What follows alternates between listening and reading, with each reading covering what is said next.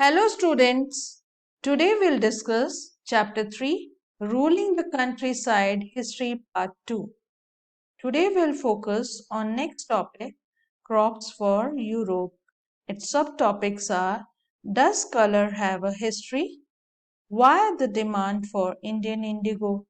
Britain turns to India. How was indigo cultivated? The problem with niche cultivation? Indigo on the land of riots.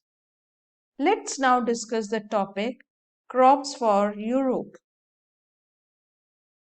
By the 18th century, the company tried to expand the cultivation of opium and indigo. The company forced cultivators in various parts of India to produce other crops, jute in Bengal, tea in Assam, sugarcane in United Provinces, now Uttar Pradesh, wheat in Punjab, cotton in Maharashtra and Punjab, rice in Madras. This is Kalamkari print in 20th century India. This is Moorish cotton print in late 18th century England.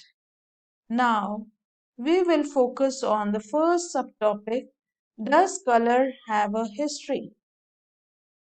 The rich blue color was produced from plant called indigo. The blue dye used in Moorish prints in 19th century Britain was manufactured from indigo plants cultivated in India. India was the biggest supplier of indigo in the world at that time. Let's focus on next subtopic, why the demand for Indian indigo. Indigo plants grow in the tropics and Indian indigo was used by cloth manufacturers in Italy, France and Britain to dye clothes. Some amounts of Indian indigo reached the European market and its price was very high.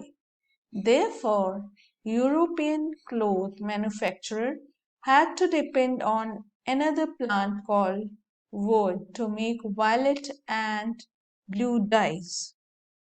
This is how the wood plant looked like, and this is the color on fabric. This is Indian indigo, and you can see its rich blue color on the fabric. In this picture, you can clearly see the difference between wood and indigo. Indigo produced a rich blue color, whereas the dye wood was pale and dull. By the end of the 18th century, the demand for Indian indigo grew further. While the demand for indigo increased, its existing supplies from the West Indies and America collapsed for a variety of reasons. Between 1783 and 1789, the production of indigo in the world fell by half. Next subtopic is Britain turns to India. In Europe, the demand for indigo was high. So, company in India looked for ways to expand the area under indigo cultivation. Gradually, the indigo trade grew. So, commercial agents and officials of the company began investing in indigo production. The company officials were attracted by the prospect of high profits and came to India to become indigo planters. Let's see next subtopic, how was indigo cultivated? There were two main systems of indigo cultivation, niche and rioties. Within the system of niche cultivation, the planter produced indigo in lands that he directly controlled.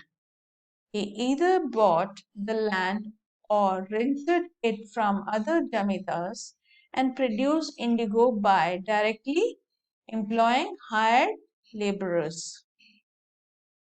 This is the picture of indigo plantation. Now, what is plantation? A large farm operated by a planter employing various forms of forced labor.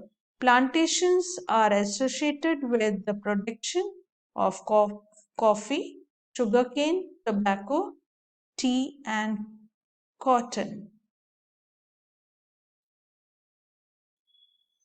Now let's focus on next subtopic, the problem with niche cultivation. Under niche cultivation, the planters found it difficult to expand the area. Indigo could only be cultivated on fertile lands. Planters attempted to lease land around the indigo factory and evict the peasants from the area.